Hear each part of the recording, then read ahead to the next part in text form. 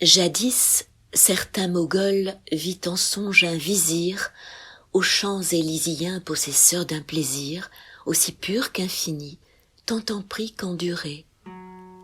Le même songeur vit en une autre contrée un ermite entouré de feu, qui touchait de pitié même les malheureux. Le cas parut étrange, et contre l'ordinaire, Minos, en ses deux morts, semblait s'être mépris. Le dormeur s'éveilla, tant il en fut surpris.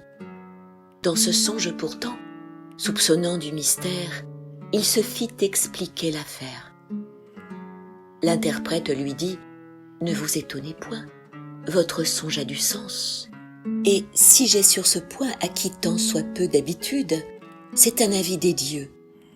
Pendant l'humain séjour, ce vizir quelquefois cherchait la solitude. Cet ermite au vizir allait faire sa cour.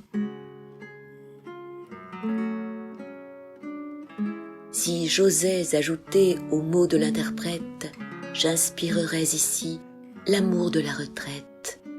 Elle offre à ses amants des biens sans embarras, bien purs, présents du ciel, qui naissent sous les pas. Solitude où je trouve une douceur secrète, lieu que j'aimais toujours, ne pourrais-je jamais, loin du monde et du bruit, goûter l'ombre et le frais?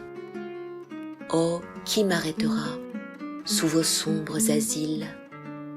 Quand pourront les 9 sœurs, loin des cours et des villes, m'occuper tout entier et m'apprendre des cieux les divers mouvements inconnus à nos yeux, les noms et les vertus de ces clartés errantes, par qui sont nos destins et nos mœurs différentes? Que si je ne suis né pour de si grands projets, du moins que les ruisseaux m'offrent de doux objets, que je peigne en mes vers quelques rives fleuries. La parque à filets d'or n'ourdira point ma vie, je ne dormirai point sous de riches lambris, mais voit-on que le somme en perde de son prix? En est-il moins profond et moins plein de délices?